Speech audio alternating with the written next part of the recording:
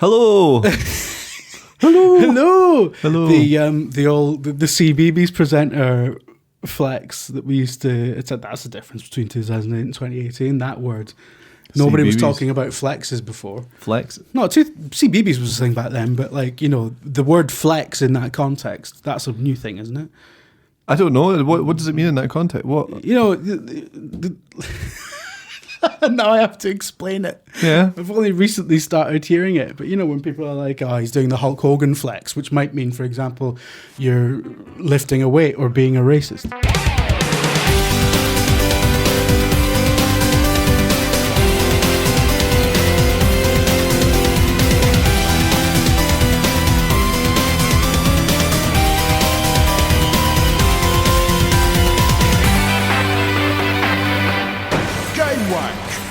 About games. Hello, and welcome to Gamewank. A new episode of Gamewank.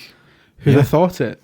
It's probably in line with our projections for when the next one would happen. Ah, yes. I mean, it's funny. I can't imagine. Do you think anyone new's listening? The funny thing about returning to Gamewank is that none of the old ones are there. So there's not going to be any new listeners. This is effectively a brand new podcast that just sort of makes vague allusions to one that might have existed, but that possibly everyone involved imagined. Or anybody that has gotten into it in the last 5 years or so will just be really confused because they'll just be like, who the fuck is this guy? Yeah. It's a weird one, isn't it? Because due to a cock up on my part, the archive basically got deleted. Yeah. But we're kind of both a bit like, I think it might be for the best.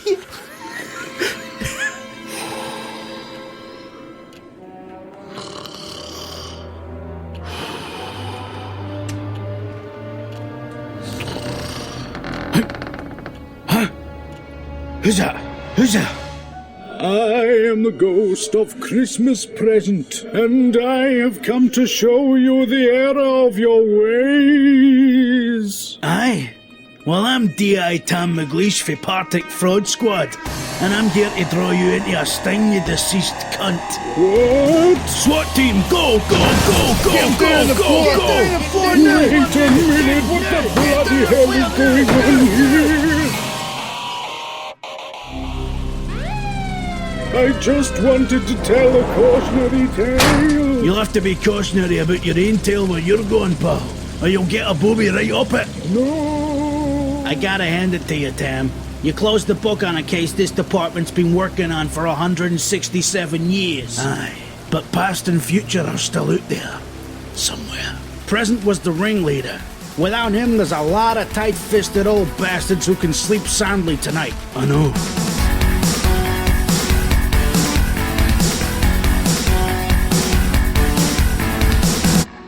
This is shite, Helen, turn it out. Oh, Dad, more get him tell. Away in shite. The Queen's speech is coming on. I mean, you do a lot more podcasts now. I do. I'm just really mining all of my friends for content. Well, that's what you do these days, isn't it? That's just the 2010s. That's the 2010s flex. Flex. So it's good to be good to be back. I guess in a sense, Gamewank never ended. It just continued in WhatsApp because it was always just me annoying you. And that still happens. And you reacting, Yes, Jim and then wondering why you're reacting 20 times a day, asking if I want to see his balls, and me saying no, and then him saying how no. and that's the point you usually stop responding. I don't want to think of an answer to this. So, I mean, what's happened in games? Well, recently or in the last 10 years? Last 10 years. I mean, there's a couple of controversies. You might have heard of a couple of them. We were talking the other day about Project Nicol. Oh, God. Yes, because you were listening to the old Gamewank jingles, and one of them makes reference to Project Nicol being a pervert simulator. There's absolutely no danger I would have even remembered. Yeah. You just said Project Nicol to me, and I'd have been like, what? Yeah. And it's an incredible, because we were talking about this the other day. It's like it's this jingle, and it's like Project Natal is a pervert simulator. They'll hear it. They'll hear it. Oh, will they hear it? All right, okay. Oh, you found them. Okay. So Project Natal is a pervert simulator. How do you explain the context for that? Doesn't exist. The context for that, it was like, for one part of the context it was the prototype fucking name for a product that has now been completely discontinued. So it was wait a minute, what? Is Kinect gone? Kinect's gone. Kinect's away. When did this happen? It was when what's his name? Fucking Manky Spence, Phil Spencer came in, and I was going to say Peter Stringfellow. Then Peter Stringfellow, the CEO of Microsoft. It was when he came in to replace Don Matrick, and basically, like, the Xbox One was a smouldering car crash of a platform, and nobody wanted it. Yeah, they basically had to revamp it, and one of the first things they did was just get rid of Kinect because, like, everyone hated it. So Kinect's gone. So that's Project Natal. Nobody called it Project Natal anyway. Can you still? I'm sorry. Can you still turn the Xbox on with your voice? Have you got an Xbox? Yeah. Can you still? Do you still talk to it? No, it's away. It's gone. Right. In fact, on because I've got a One X, so okay. On that version of Xbox, which is like currently like the flagship fucking model, if you want to plug a Kinect into it, you've got to buy an adapter. It doesn't even support the connector anymore. It's that dead. So that's Milo away then. And then Milo, Project Natal was a pervert simulator, was a direct reference to the controversy about Milo, right? The Lionhead demo. Was there a controversy, or was that just people on the internet being? There was a controversy in the sense that people were like, "What's to stop you getting your private parts out in front of this game that can see Virtual your child?" And Peter Molyneux, I remember Peter Molyneux had to explain public, and it was probably a clue back then about the way the world was heading, actually. But Peter Molyneux, I remember, had to explain in an interview that Milo won't react to your penis because we haven't programmed him to. Like, we would have to. He's not a real child trapped in the Xbox. We have to give him that context. So it's not like when you had the drawing, you draw on a piece of paper and you hand it. It's like you put your dick up to the Kinect, and he grabs it. The Kinect scans your dick. It appears in game. Yeah, I don't think that's. Yeah, I mean that's why I got canned. Well, people were saying that at the time, and it was just like, but no, it's not. It's not a pervert simulator. That's ridiculous because it's. Yeah, because they would have to make it one, and they're obviously not going to do that. So I think one of the things that. Do you know what that is? That's that thing where people overestimate technology, where they overestimate how good something is going to be. Yeah, that shows how well the hype worked. Yeah. Because everyone's like, as soon as they saw that virtual child, it's like, well, I can do anything with that child. Yeah. And that's a problem. Yeah. It's like, no, it's just a video game character. You can't shag him any more than you can shag Super Mario. Yeah. You know, it's like, don't be so fucking stupid. Yeah, it's like, there was no moral panic about the PlayStation 2 iToy because people knew it was very unsophisticated, but I think it actually turns out that Kinect was no more sophisticated than that. But yeah, this is going down a very dark road straight away. This is we've got Kinect out the way. But I think Game Boy Color. One of the wonderful symmetries of that is not symmetries, but one of the wonderful sort of circles of that is 10 years later we're recording this, and so Kinect is gone. Milo and Kate never came out. Because it was a mad tech demo and it was clearly just never ever going to be a game. Yeah. And Lionhead Studios doesn't exist anymore. It was shit. Yeah. It was closed down. And God, do you remember like back in the day watching those E3 conferences? We were so fucking naive.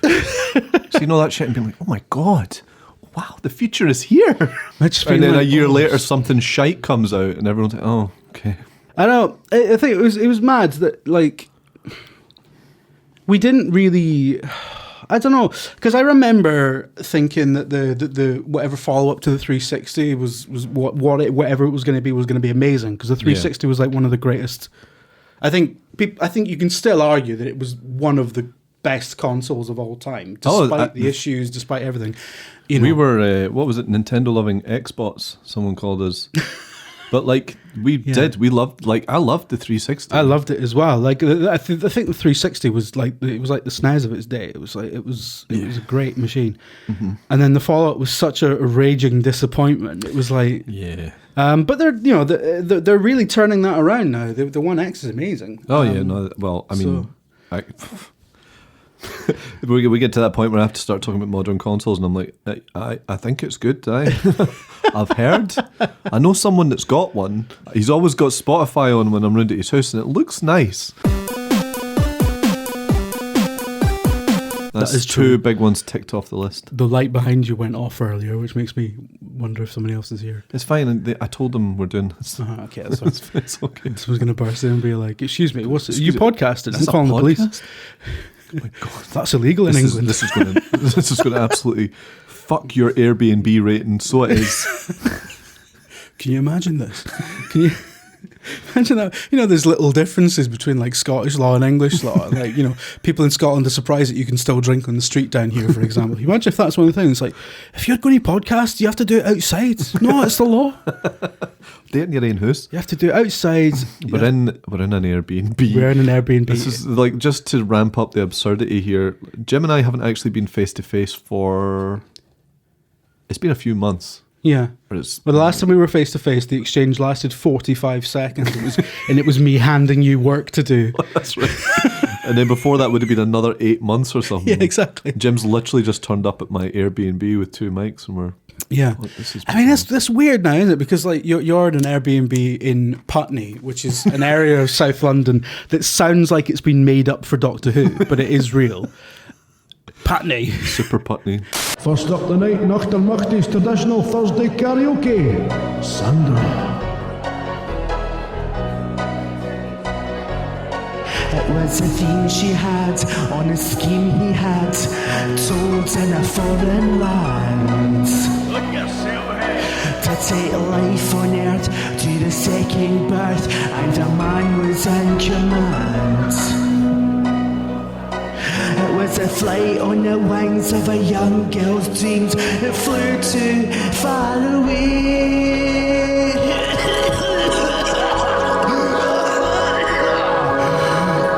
So push too far, your dreams are shining in your gland. This is going to be this podcast is going to be a series of things that are in the podcast, but that end with you going, "I'm cutting that. That's not going in. That's terrible."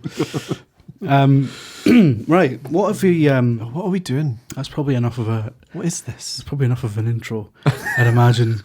It was supposed to be like, what if it's a wee intro where we just, you know, get reacquainted and then. Aye, that's the warm up done. Yeah, that's the warm up, and now it's just like I want to get into the nitty gritty of the game. The games. What's your game? What's your game? What's your game? What's your game? What's your game? A game. It's your game. It's your fucking game, pal. We've got a jingle for this, don't we? Aye. Aye, well shut up then. Fucking shut your face. Your game's fucking spoiling my flow, apparently, you dick.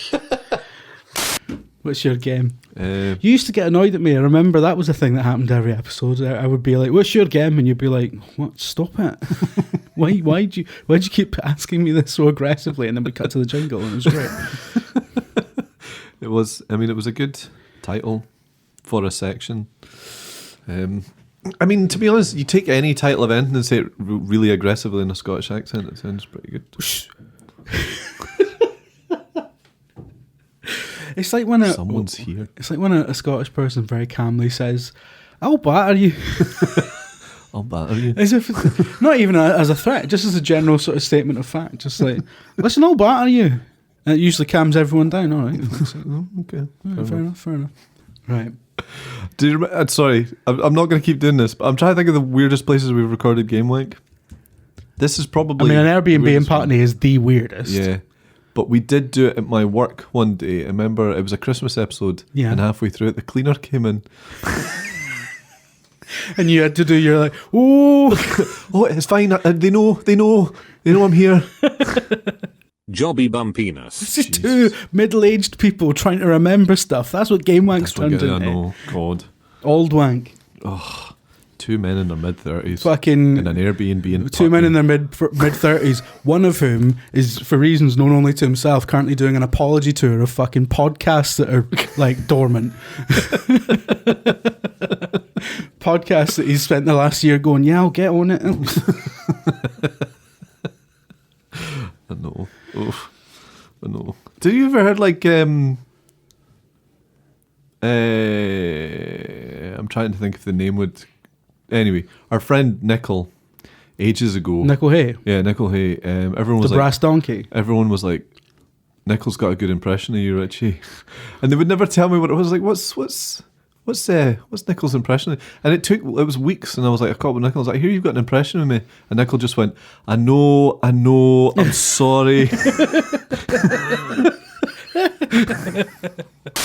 Meanwhile, in the Arctic, there was barely a noise, but from the factory floor where the elves made their toys. They worked through the night so as not to delay the giving of gifts on Christmas Day. It looks like we're gonna make our quota this year, sir. Excellent! Ho ho ho! We made some significant cost reductions, you see, by downloading all of our DVDs and video games instead of going through the legitimate channels. Isn't that highly illegal? Of course it's illegal, but they can't prosecute. Ain't no subpoena can be levied against a man who don't exist.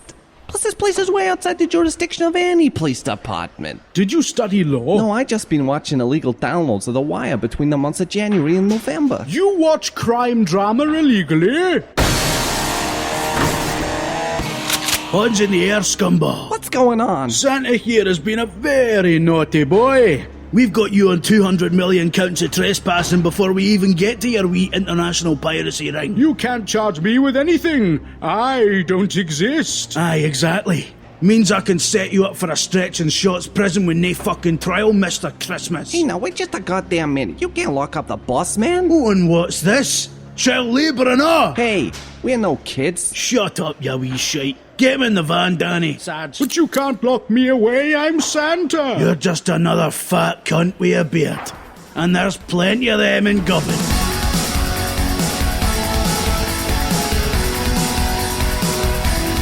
Oh God, we should have put what do you call it? What do you call it when you have to be upfront about something? A disclaimer.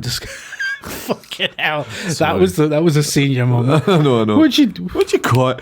Would you cry it? would you cry it when you want to be upfront about something? That could be a lot of things.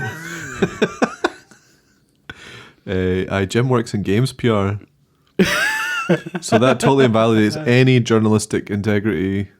That is very Of this true. podcast. That is very true. I've genuinely now got to be careful that I don't talk about anything that we've worked on, but I won't, so that's fine. But like, you know.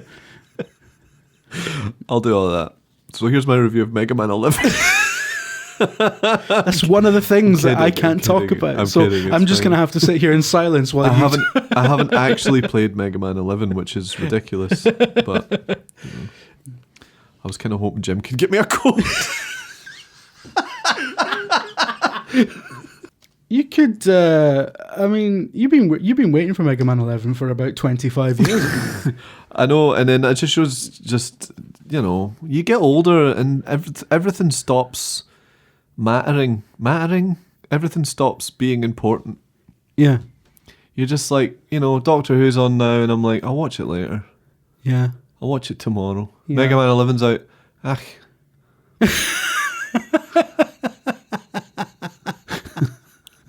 A new Star Trek. Aye, I'll get a watch, I suppose. Yeah. Yeah, I think I've actually been rewatching Star Trek. I've been rewatching Next Gen from the start. Oh yeah, I am. It's good.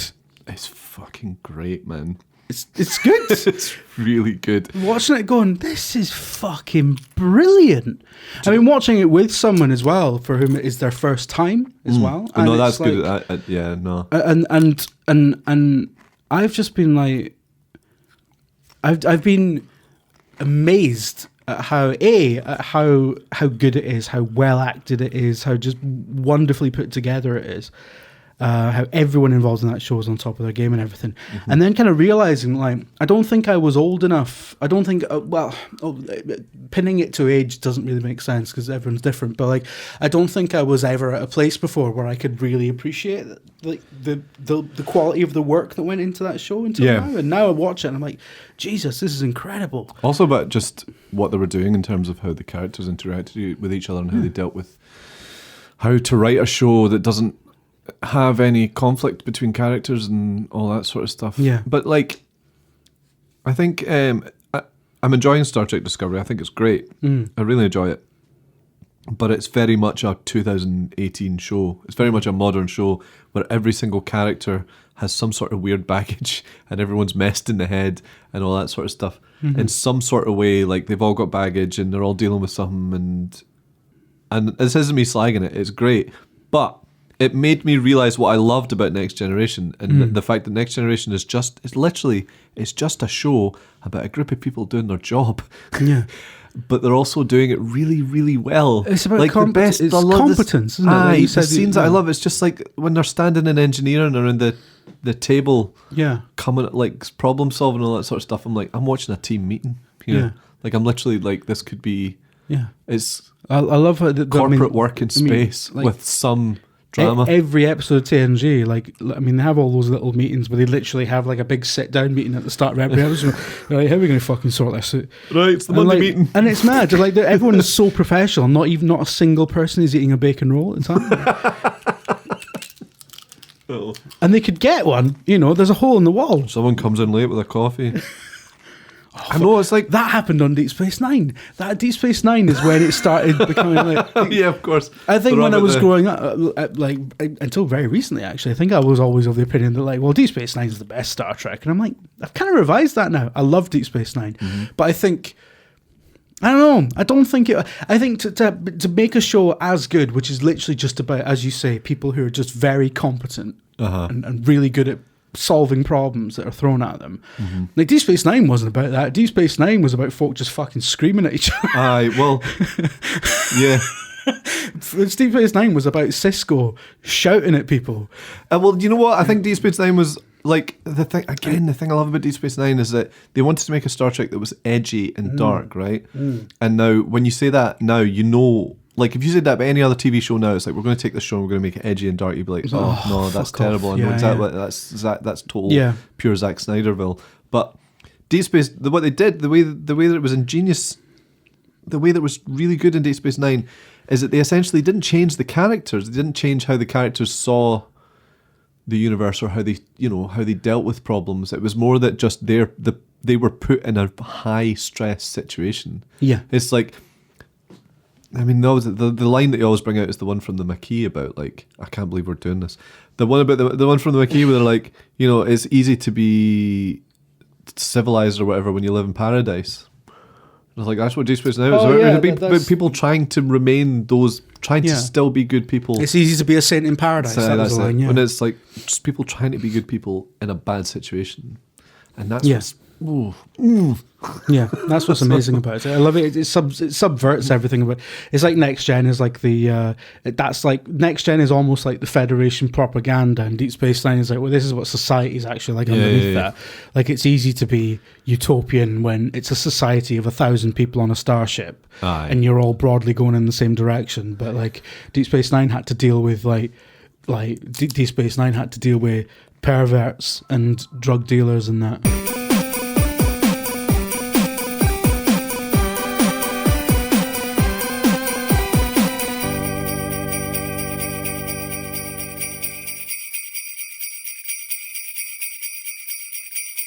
Should we go on to... Yeah, let's talk about red flavoured Pringles. Let's talk about...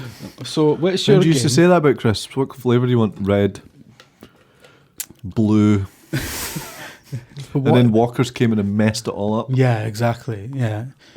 Used to be a universal traffic light system.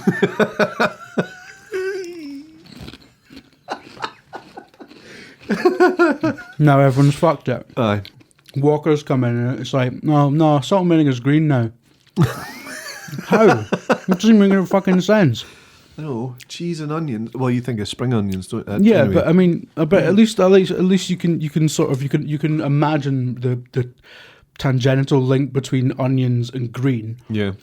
And cheese and green as well. I mean, that's a slightly less pleasant link, but you know. Yeah. Where's the green come from in fucking vinegar?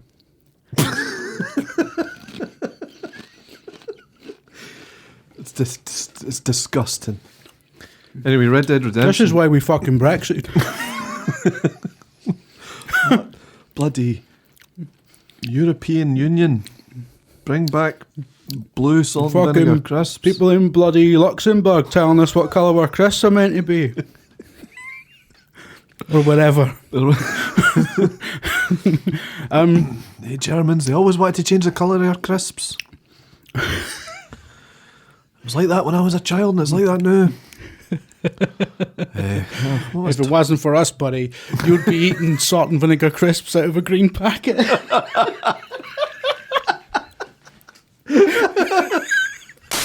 My name's D.I. Tam McGreish. I got bald in Partick and woke up in 1873. I'm in a coma, dead, or but geez, oh fuck, man.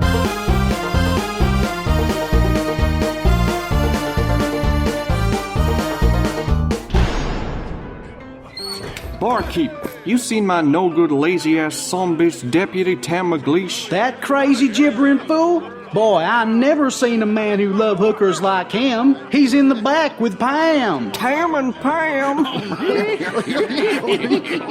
Pam? She's his favorite. He says he likes his ass to rhyme.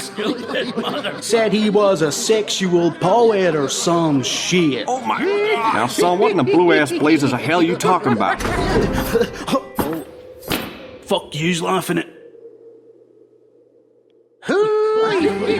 Cam, why are you spending all your money on hookers? You gotta get yourself a wife. Oh, wait, fuck, man, it's 1873. Adjusting for inflation, I'm getting to whap it up her for 0.5 pence a go. If I came in here with a fiver, I could do more shagging than Tammy Sheridan at a swingers party in Pollock Shields. You wouldn't get that if you were married, would you? Well, maybe if you had a good woman by your side, you'd start making some goddamn sense. Listen, that makes no sense. And what are you getting me out my scratcher for anyway, you dick? There's trouble down at Campbell Ranch. We gotta go check it out. Fuck's sake. So Red Dead Redemption 2, and I wanted very specifically to talk about Red Dead Redemption 2 because one of the best episodes we ever did resulted in the genesis of Tam McGreish, and it was the Red Dead episode. Oh God, here he is. Yeah, exactly. Here he is. Here he is. It was so they did these amazing sketches, and it was a parody of Life on Mars, the TV show about the policeman who gets like in a car accident, and he finds himself transported back to 1973. So Tam McGreish, he's a Partick cop. He gets bottled. Oh yeah, the banjo version of the theme tune was great. I mean, it was me that did it. And I think to myself, like, talking about your own work, like, oh yeah, that was wonderful. Brilliant. That's wonderful work. Well done. I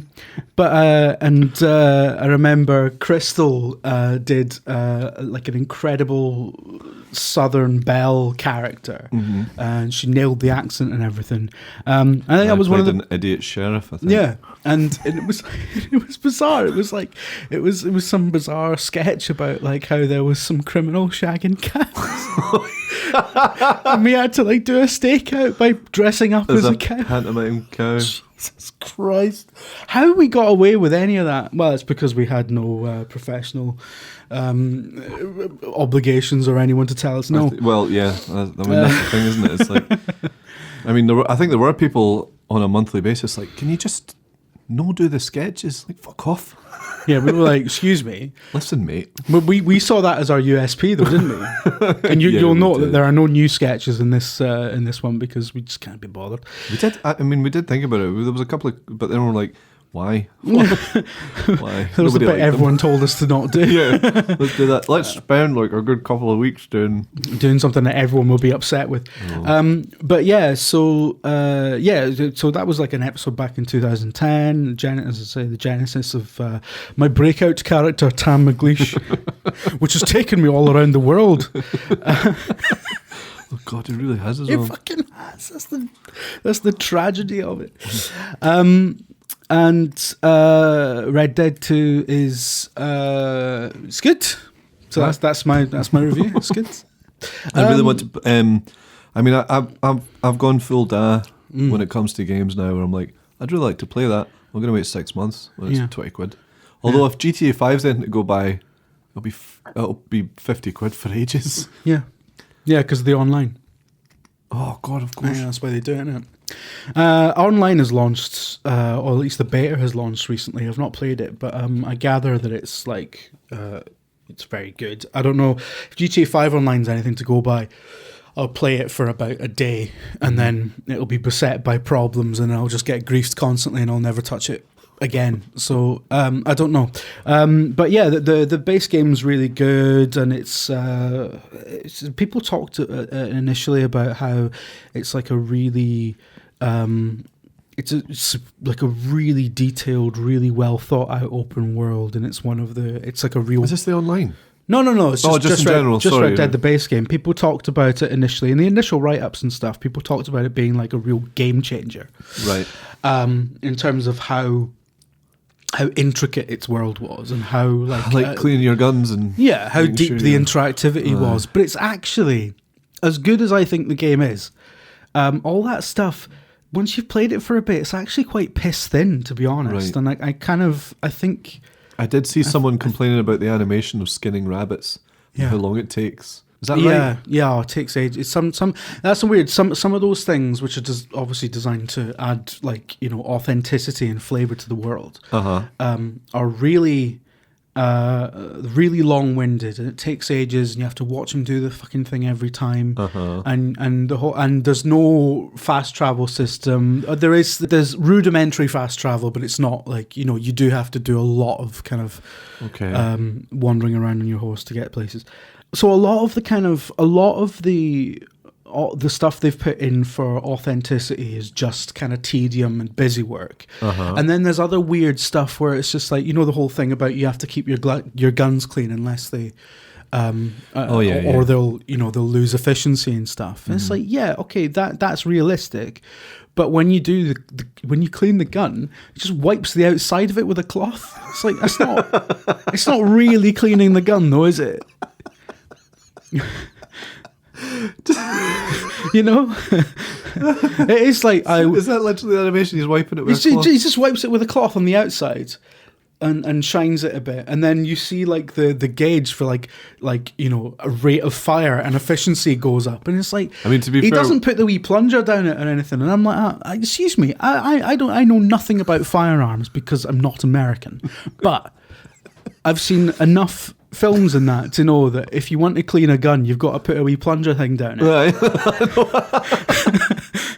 At the very least. I mean, you could have wrapped the cloth in a stick and give it a wee poke. But it's nothing. I mean, we were talking about the studio that, was it, could you not use sex workers to build up your health in GTA? Well, there we go. I mean, that was a while back. That was, I think they've. It's like, I've been shot. Come for a wank in the back of the car. I'll sort you out. I'm bleeding out. Oh, you pig. A smashing head. And I'm feeling right better. Right. A smashing head. I was taking a bullet right in my chest. That. Oh. It shoots out your dick.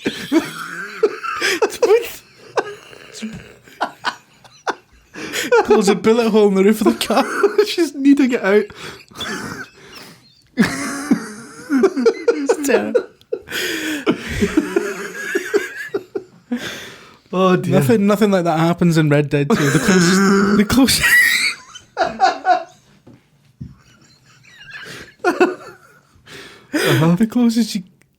the closest you get to that in Red Dead 2 is somewhat. Oh dear. The closest you get to that in Red Dead 2 is a lassie getting your bath.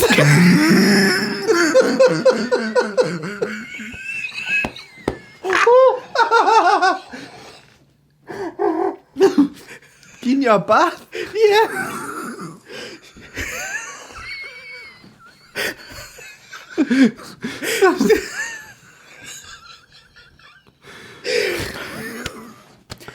Oh man, I've just had 7 bells knocked at me. Come on out here and I'll wash your balls.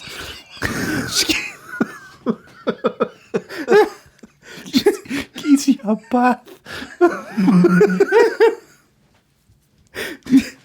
Is that for health? No. All right, okay. No, but in the game, you can, if you don't wash regularly in the game, as in real life, you can start to smell. This is the thing. It's busy work, right? Nobody wants to care about how much their fucking GTA character deodorizes. As in real life, as in real life. Yeah. So if you haven't washed for a while, you start, and if you go into like the the detective mode, fucking Deadeye thing, you start to see like a waft of smell coming off your character, which is like your signal that you have to go and get a bath off. Does anyone make comments? Yeah. Oh, that's good. People like say that. stuff to you like. I mean, that would make me want to not wash. Yeah, absolutely. I mean, people say stuff to you like "hooey," like whatever they used to say in the Old West. But people people are just like, oh, I think you need a wash, son, or whatever. I don't know. But yeah, they do comment you on the do it fact yourself. We've got a lady here that's going to. Yeah. So you go to like a bathhouse and you pay 50 cents for a bath, right? And then he sits in the bath, and then there's if you can bath on your own, but then there's a knock on the door, and a lady's voice from the other side says, "Do you want a hand?" And you can select the option to go, "Aye," and she just comes in and you get a bit of chat, and she washes you. All right, and but it's all very like there is a slight element of titillation to it, but it's not the full on like the horrendous like prostitution that used to be depicted in GTA 5. Okay. So, but yeah, so I can't believe nobody's talked. I can't believe I've not seen that on Twitter. It's mad. I've seen every aspect of the game. Yeah. But it's mad because you're sitting there, you're sitting in a wee tin bath, and the lassie's like washing you down and everything. They pouring a kettle of water and all. No, it's just literally just all right, okay. And you can tell her which bits to wash. You'd be like left arm, right arm, and there's also a bit like you can converse. Mm-hmm. Or there's an option at the start when she comes in, you can press for no small talk. So you can demand she doesn't speak to you. Jesus Christ. What is that there for? That's bizarre. Incels, isn't it? Don't talk, just wash me, please. Excuse me. I'm very busy, man. So a lot of the players can recreate their relationships with their mum. No eye contact. No eye contact, just wash. Just clean me, please. Still in the sink, knees up to the chest. Son, we've got a bath. Just do it. Sorry, right. So, I mean, like, Red Dead Redemption 1 was one of my favourite games. It's definitely one of my favourite games of last gen. Like, how does it cracking. compare? It is absolutely... it is everything. If you would, because I always imagined that any sequel to that game wouldn't live up to it, but it really does. Like, I know I've just spent like 5 minutes slagging off some of its more eccentric parts. Those parts, those are the parts that kind of put me off because I'm a wee bit. Yeah, but all these things are really optional. Do you know what I mean? It's not like... Well, that's the thing. Everyone I see that's playing it is having a really good time, so it can't be... Like, you don't... Like, the skinning animation of a thing is really long, but, like, apart from, like, the start of the game, I haven't done any hunting at all, because I don't want to. I've just been doing missions and things. Again, I guess, if you're really into the game, then maybe you'll let that... Yeah. You'll let the odd thing slide, or you might even get into it. It's like... When I think about Mass Effect 2, like how much I got into Mass Effect 2 and scanning every single planet in Mass Effect 2. So much busy work in Mass Effect. So many of them had nothing on them. But I was like, right, got to get them all. Got 100% everything. There's not even a fucking achievement at the end of it. Oh, man. It's mental. We're going to find out there is now because somebody will fucking tweet us going, I think you'll find actually. Yeah, so it's like so. Yeah, there's a bit of busy work, and I think in terms of whether or not it is a massive step forward for the genre, I mean, I think it's a great evolution of the Rockstar formula. But I mean, if you take the genre as a whole, I don't think it's particularly doing anything that the like, you know. It's not like a Witcher 3 or it's not. It's a fantastic game. It doesn't need to be massively innovative as well. It's innovative in some ways. In other ways, it's really regressive. But on balance, it's fucking brilliant. And it's like it's a really worthy sequel. And I think in like a lot of areas, it's actually better than the first Red Dead. I think Arthur Morgan is a more rounded character than Marston was in that game. And I don't really want to. They're very similar, but I don't really want to go to a place where like you have to sort of like one diminishes the other or anything like that. They're similar but different, and in slightly different ways. Rockstar did something quite well with it. Like I remember Red Dead Redemption pulling me in because I remember really liking Marston, but I also remember just thinking that really just enjoying the voice acting and the kind of like Rockstar have that thing where they're pulling from a lot of different sources. I realise that it's like there's not a lot of original stuff in there, but it's original in the sense that they have this style that is very much them, and you got to appreciate that. But I think I think it was just some like genuinely. I'm not struck by acting in games that often, but I remember Red Dead Redemption thinking, I'm quite like some really good managed work to get going really on here. attached to those characters because they were so well played. I think like you get really attached to Bonnie McFarlane. Bonnie McFarlane is a really memorable character from the first game, and she's barely in it. Like I replayed it, but not long before Red Dead 2 came out. I didn't replay the whole thing, but like she's not in it that much. But she sticks. Like she stays with you. It's to the point of the game where you're like thinking that you might be coming to the end, and then there's this whole other section where you're back. And that you're right. It's not that long. It's only. But it's such a big part of who he is. Yeah, it's like it's a cracking game, and Red Dead 2 as something that expands that world and gives.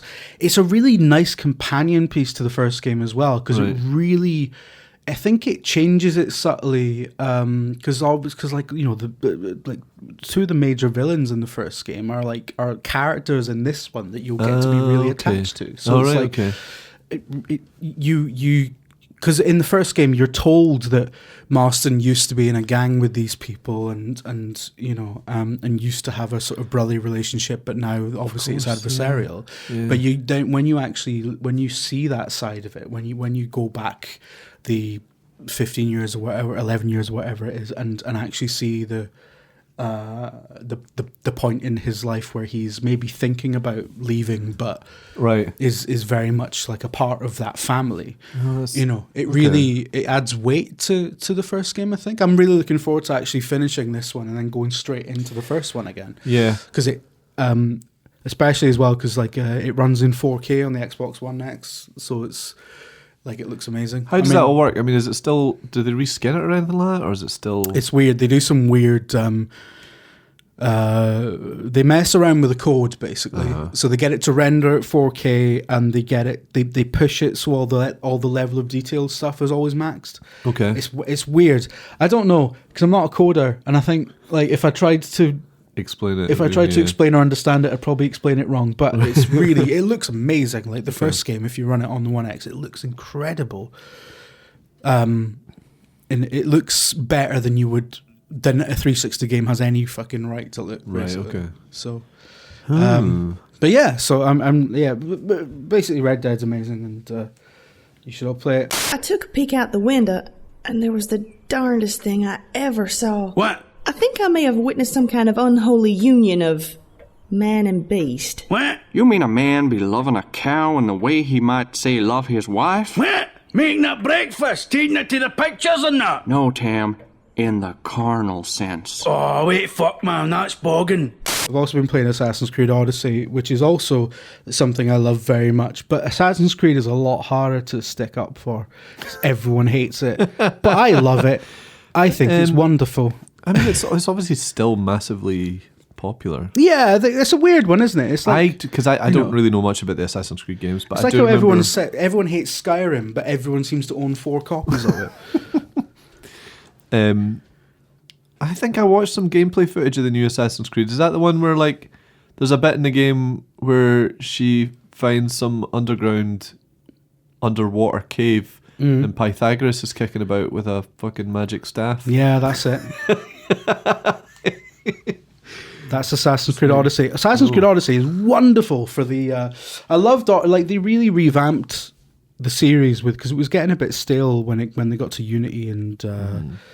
Syndicate and stuff. Like the settings were getting amazing, like London and Paris and stuff, but like the game felt so tired. And then they had that they gave it a break for a year, and then they brought out Origins, and apparently they really looked at stuff like Witcher 3 and like other big RPGs and decided to kind of bring some of that stuff in. Okay. So like, but yeah, Origins was a really wonderful revamp of that whole series, and Odyssey's mad. Odyssey kind of feels, and I know this is probably a very lazy comparison, but it really does feel like you're playing Xena Warrior Princess or something, because there's loads of stuff in it that's just mental. There's like the Cyclopses and like legendary animals that are actually like meant to be fallen gods and stuff like that. Okay. It's like it's not shy of like, on one side of it is like, okay, so this is on one side gritty and like historical, and these things are based on real events and real people. The Peloponnesian War and all that kind of stuff. But then on the other hand, you've got like, just there's an island with a giant cyclops on it. It's it's mad. And they've brought the boat stuff back that everyone loved from 4 and it's fucking brilliant. I love it. But everyone's loads of people are down on Assassin's Creed, and to be honest, I think all those people have stopped talking about it. I get upset about it. It's fine. Look, man, I think people are a wee bit more relaxed these days. Everyone's just a bit like, look, just no, everyone's uptight as fuck. Have you read anything?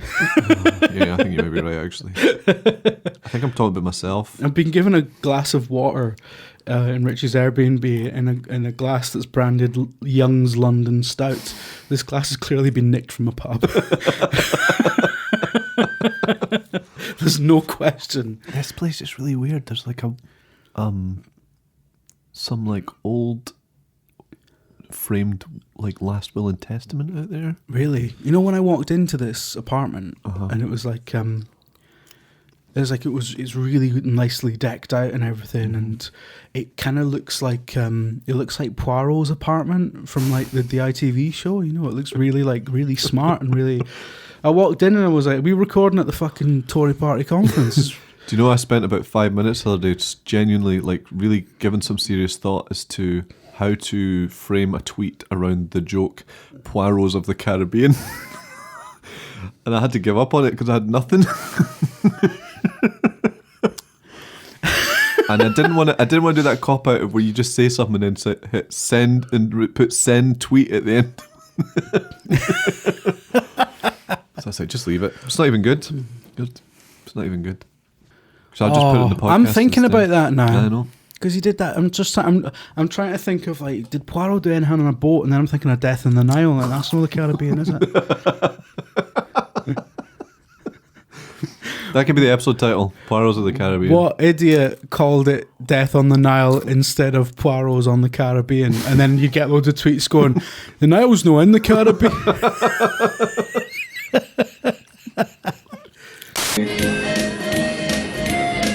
Hope you're all having a smashing time tonight, folks. Next up the new, it's Oblivious Kenny. You'll get a toilet bowl this Christmas, a Christmas toilet bowl. See that toilet bowl shaped hang under the tree. You'll never guess what you got from me. You'll get a toilet bowl this Christmas, a Christmas toilet bowl. Hey Kenny, you've been telling about this, get out. Oh, what? You're a bad mate, name their chances. We were talking about when we started. Jim's like, "What have you played anything this year?" And I had to really think about it. I played the update of No Man's Sky. I would have thought that you would have been well into that new Pokemon that came out. Nah, I'm kind of past Pokemon now. I'm a 35-year-old man. 35-year-old man, I'm done Pokemon. As he gets ready to fucking buy Smash Brothers. At the end of the As he's eating a Pringle. That's the last Pringle, you Do you want the rest of that one? No. I'll split it. Oh. There you go. All right, I'll have that bit. All right. So, No Man's Sky update. So, the latest update. No. That one is like, they keep updating it. They keep adding adding trailers stuff for. And it's They kind of keep weird. making it into like a vastly better game than it was when it launched. Yeah, it's kind of. Which is great because when it launched, it was shite. Oh, aye.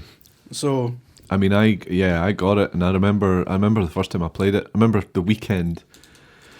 I was putting a lot of time into it, and then I was like, I think I got to a Sunday afternoon. Someone was watching me playing it, and they were like, right, so what's happening here then? And I'm like, I've just found this hut on an alien planet. All right, what's in it? Go into it. There's nothing here. There's some boxes. Oh, check out the boxes. The boxes are empty. I was like, I'm not going to play this anymore. I'm going to switch it off. This is bad. And then, of course, they updated it, and really, like, the updates seem to consist of, apart from adding stuff, but also the game subtly takes you by the hand a little bit more than it did before. The game maybe give you a wee bit too much freedom before, and it's the sort of thing that you just wouldn't be arsed with, really.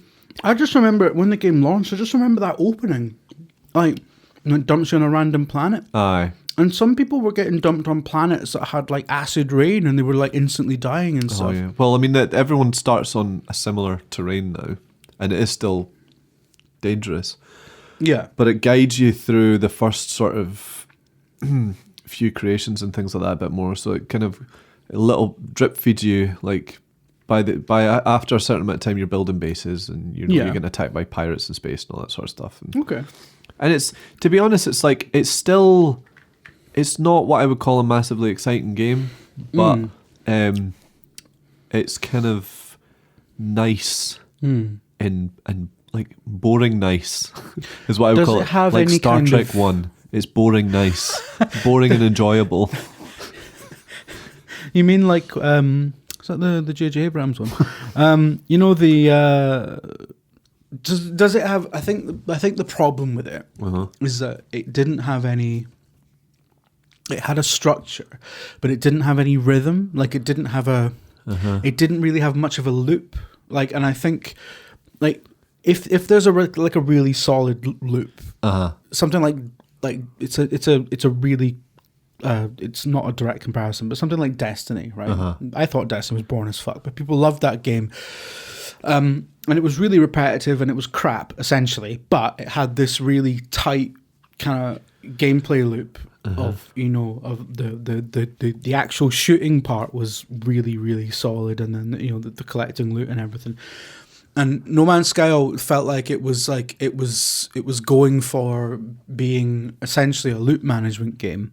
But it never felt like I got the rhythm of it, and you know, I think at its core it still is the same game. It's just with tweaks. Basically, they've managed to sort of keep you on board a wee bit more. But it still feels like a muckabout game for me. It's not. I'm not like really getting really excited about the next part or moving. Or moving on to the end of the game or anything like that. I'm just enjoying kicking about,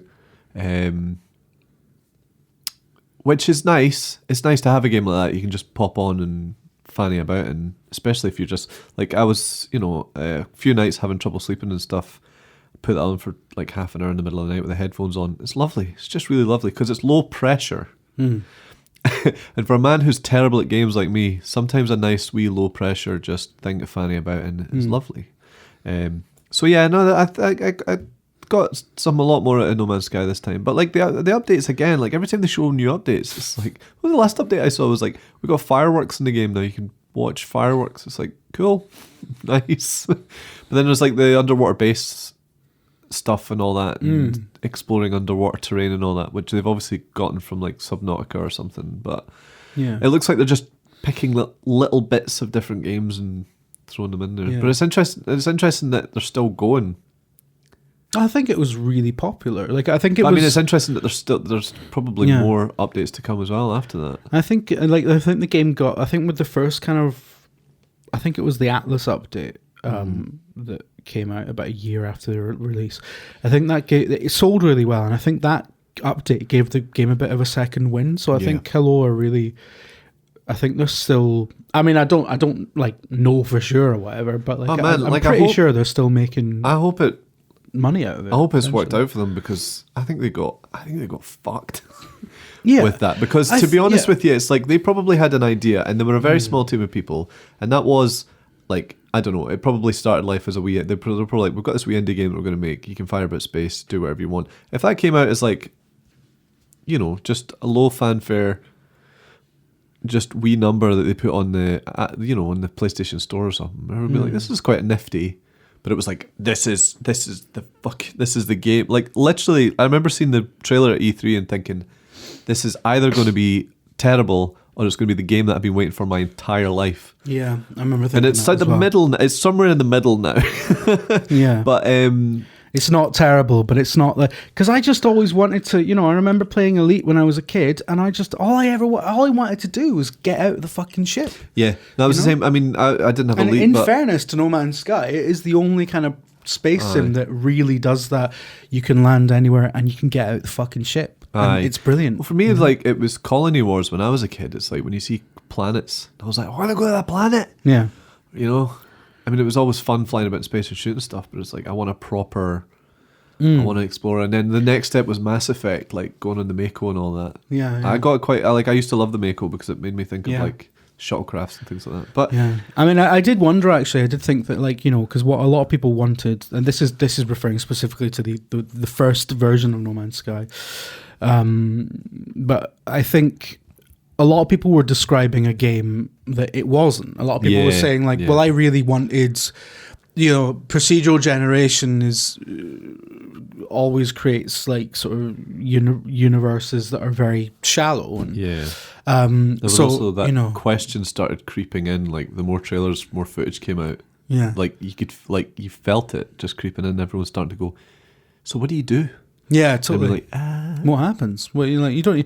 I mean, and then so it felt a bit thin on substance, and people. I remember speaking to people who were coming out with things like, I just think it would be great if it was just like, if it was a bit more curated. Yeah. And if it was a bit more, I don't know, if it had a bit more of a hook to it, narrative wise, if there was a bit more, and like basically, I had a conversation with somebody who I won't name. And they were like, I think No Man's Sky would be better if it was, maybe confined to a few kind of really well designed locations. And I was like, you're describing Mass Effect. That's a different game, and it already exists. Yeah, and it's not what this is trying to be. Yeah, exactly. But also, I think you can imagine. Yeah. Any time people started talking about it, you could just see that office full of people going, don't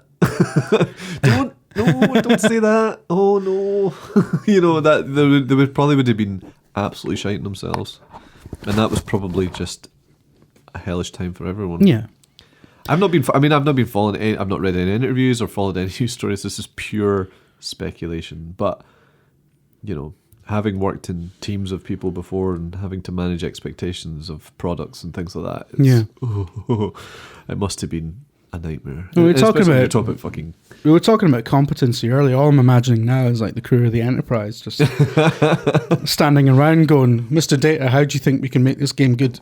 Yeah, exactly. But they'd just be like, computer, make the game good. It's amazing how they used to be able to do that. Like, just here's a book. Computer, can you make a Sherlock Holmes style mystery?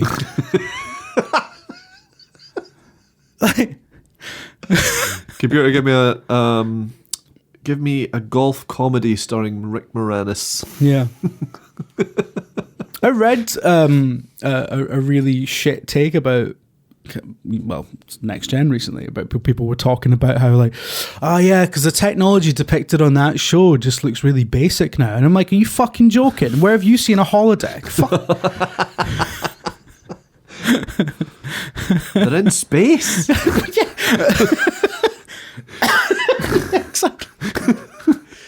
Being just comfortable. Yeah. And they beam food onto. They just bring it out of nowhere. They just go up to a hole in the wall and go, geez, bacon sandwich. I was watching Next Gen. I'm watching a lot of Next Gen with my mum, and I think it was it her that brought it up? I think it was her that brought it up about the depth, or maybe it was someone else. But anyway, we're talking about the depth of the replicators. It's like, what would happen if you had to replicate something that was bigger? Could you pull it out? I was like, what do you mean? It's like if you had a big leg of Serrano ham.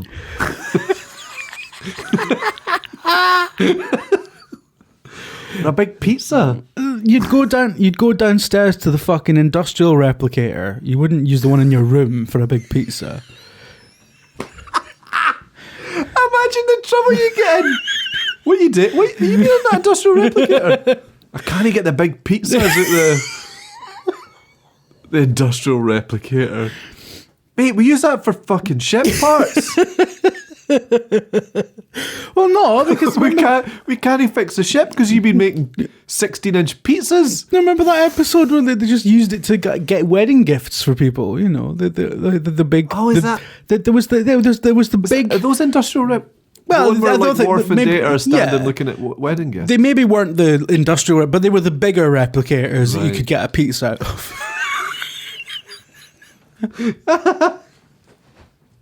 Although I'm really enjoying the thought of like Riker pulling a gigantic fucking rack of ribs out of the, out of the replicator, like it's been 3D printed. He's in his wee dressing gown. Oh, fuck's sake. Oh, there's no stopping. It's like there's this impossibly long rack of It's like, ribs. that's enough computer. Fuck's. It just keeps going. He's at the other end of the quarters. And Data comes in. I don't understand what you're doing, sir. Inquiry. Also, like, I love the idea of the arguments that a couple might have about a big pizza. It's like Troy and Riker in the quarters, like So O'Brien and Keiko. Keiko's like, look, just replicate 2 small pizzas. No.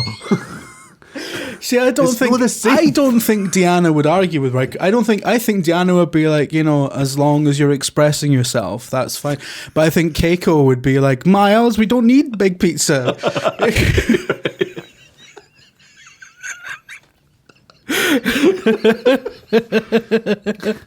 Fuck. What is this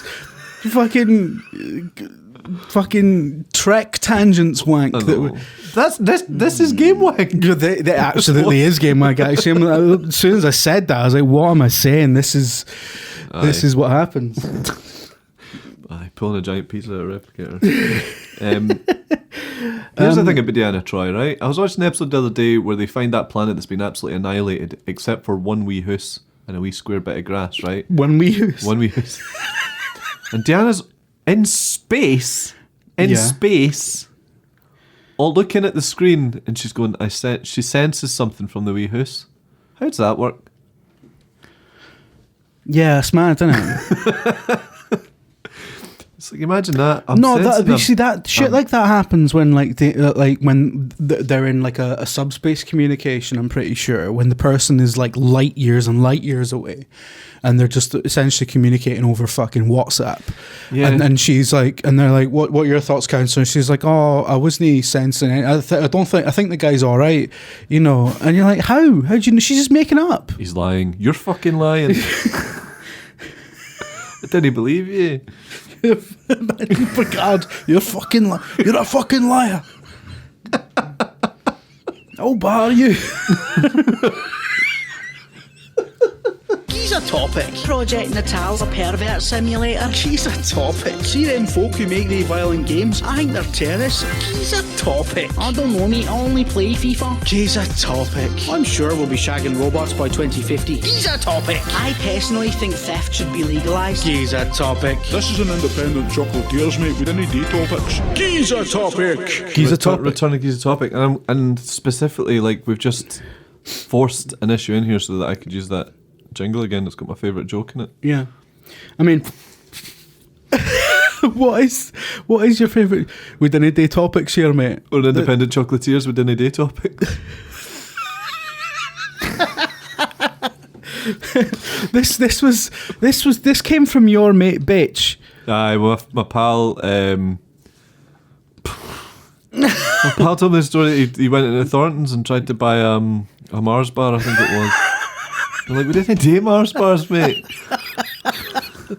This is an independent chocolatier. An independent chocolate. You added that bit. This is an independent chocolatiers. It's just the thought of being told that in the same manner as you might be told, excuse me a minute, this is a pub. You can't bring tins in here, mate, it's a pub. Or going to Nando's and be like, you can't bring your own nachos, mate. Setting up with the Doritos. With a chippy. Busting your chippy open. I'm just wanting some chips. Just eating a seat. Can you imagine? It cost them to sit down, didn't it? Well, that'd be that's a table for two. Aye, just the table. The one we've got sandwiches. If you could bring us some water, though, that would be. I had a dream when I was young. A dream of sweet illusion. With a glimpse of help and unity, and visions of one sweet union. A cold wind blows and the dark rain falls, and in my heart it shows. Look what they've done to my dream.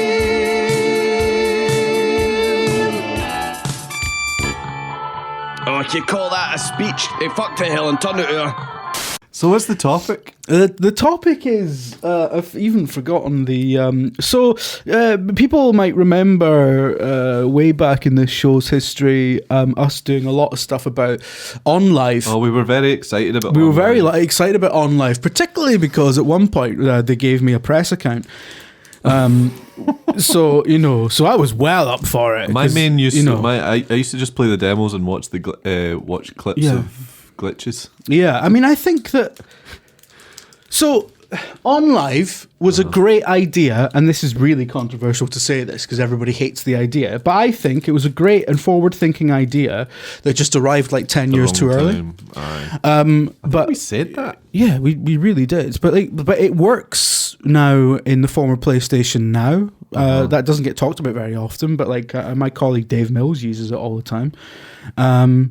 And OnLive was great. Like, OnLive had that whole, the whole clip sharing thing. When the PlayStation 4 or an Xbox One came in and they had that clip sharing shit, it was that's straight out of OnLive, OnLive brilliantly using the nature of the technology to essentially have that feature for free, and it actually took a lot of work to do that on consoles. Because you have to have the console constantly recording that adaptive video streaming technology as well. Yeah. That kind of that looks a bit like how Netflix deals with. Yeah, absolutely. I think a lot of stuff came out of not necessarily OnLive itself, but I think a lot of the people. But no, you're right. There's a lot of things that you saw on OnLive that you saw for the first time. Yeah. It's not necessarily that it was taken from it. It's just I mean, I'm not gonna advocate for OnLive as a service because it was. I used it to play full games. I on a couple of occasions, but it was laggy and it was. I think it was massive. I think the pricing model was terrible, and I think that's ultimately what fucked them. Right. Okay. But you have no idea how the economics of that probably just didn't work in terms of the licenses they would have had to pay.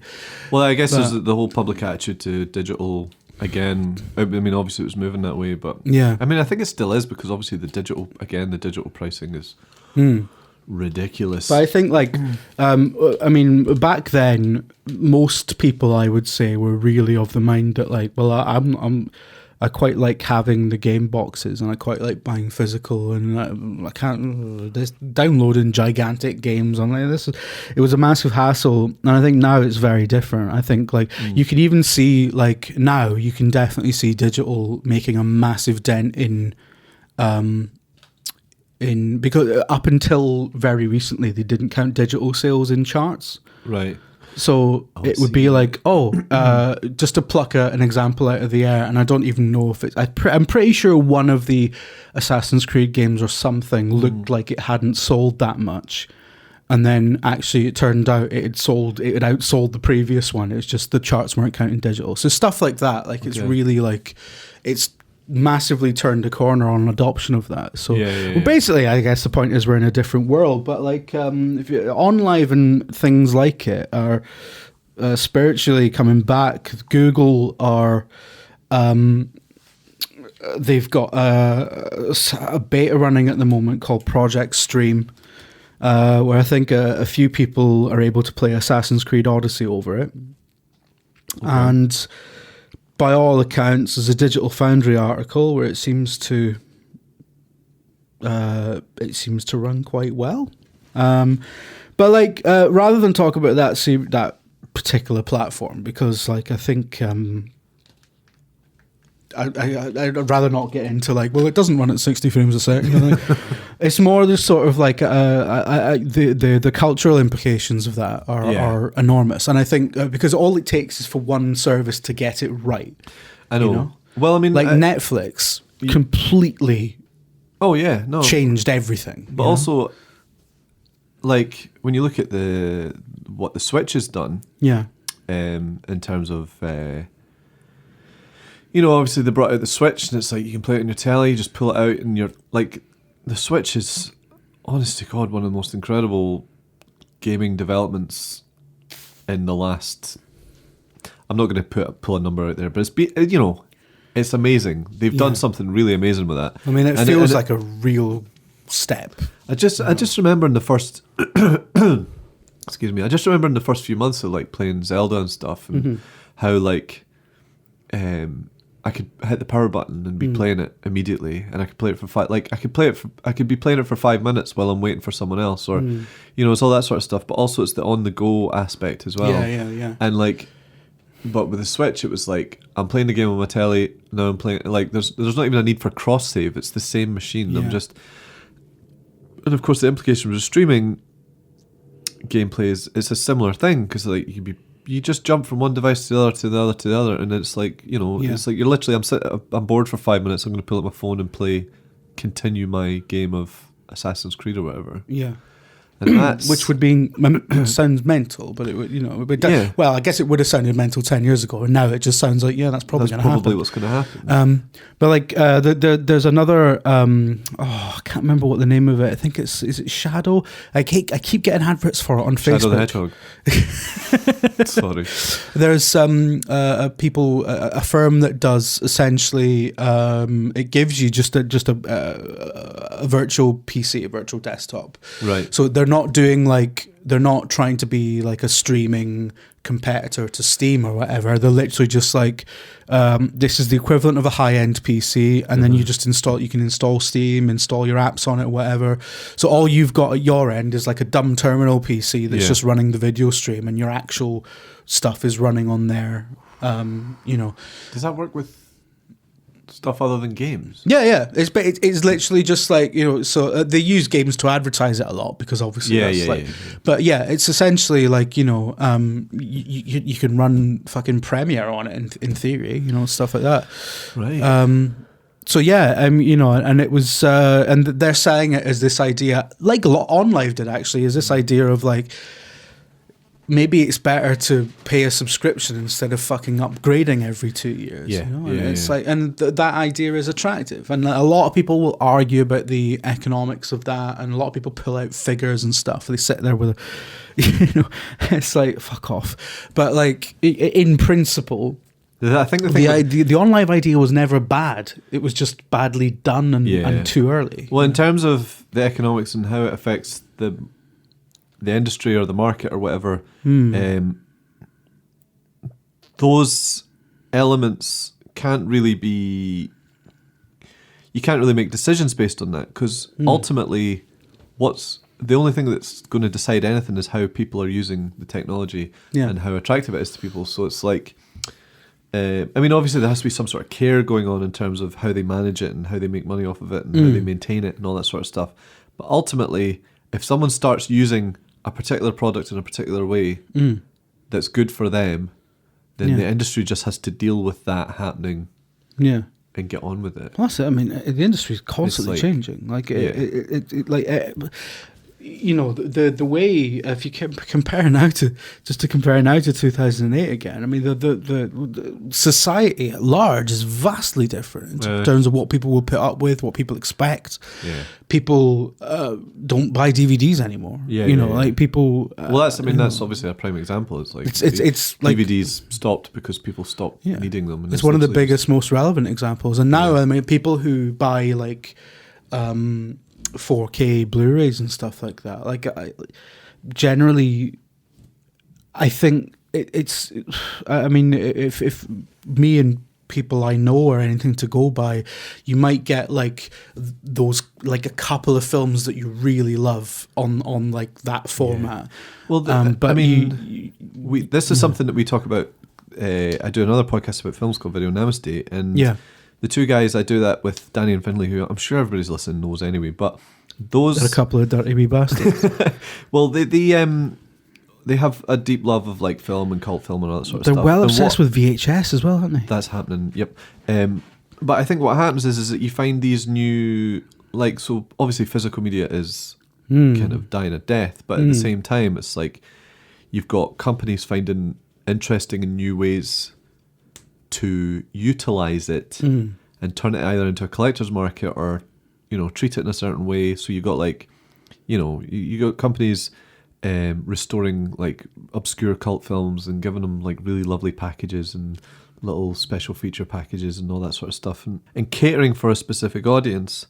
And that's just people finding inventive new ways. You know, I don't know what the point I'm trying to make is. But the point I'm trying to make is like, whatever happens, people will use it whatever way they want to use it, and the market just kind of has to deal with that. Yeah, because ultimately it can't. Obviously, there's a certain amount of control, but ultimately it can't really. There's always the balance between, do people want a convenient experience or do they want a quality experience?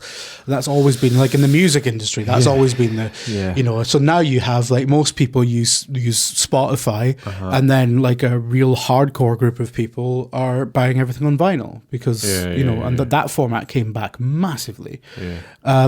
Again, that's the weird sort of collector's market as well. And I think like there is a maybe it's not quite the same because it doesn't have the kind of the vintage kind of angle to it, but I think I can't even remember what they're called, but you know, the 4K Blu-ray thing, I think that's like the fucking video file experience, and then you know, and then everyone else is happy with fucking Netflix and whatever. Like the thing with games is an interesting one because games are constantly moving forward. They've always been disposable, right? Yeah, effectively. Yeah. Like I don't know about you, but like actually we had a conversation about this the other day. Like if you've got any 360 games in your house, so you're not doing anything with them. Yeah. Most people. We'll get tweets about that. But like 360 games, I sold hundreds of 360 games because they're just otherwise they'd just be sitting there because you know. Well, the other problem with a lot of 360 games as well that I have is you can't really dip into them. You're like, oh, that game's 10 hours long. That game is 50 hours long. It's not like I'm not gonna pop it on and just be like relive the.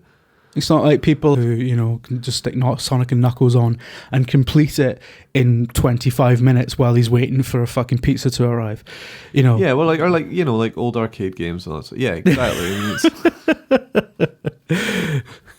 But yeah, you know what I mean. I guess games are such a unique medium themselves. Yeah, that you're right. They are sort of disposable, and that's that thing we were just talking about. How like I'll wait 6 months for a game because it'll be fucking cheap as anything. Yeah, I think it's. But like with all these things is that like you it's not enough to just have like here's this amazing new convenient technology. You have to there has to be like a real kind of sea change in people's attitudes, and I think. Someone like Google, just to bring us right back round to the point, I think someone like Google trying to do OnLive might actually be the fucking boot that because you know if all of a sudden that concept of Yeah. of like running things remotely but playing them over a stream or running them over a stream, all of a sudden that becomes mainstream. It becomes democratized. It becomes like normalized effectively. So maybe, I guess what I'm saying is like, maybe when we do the Gamewank 20th anniversary, consoles won't exist. I'll be dead by then. You know?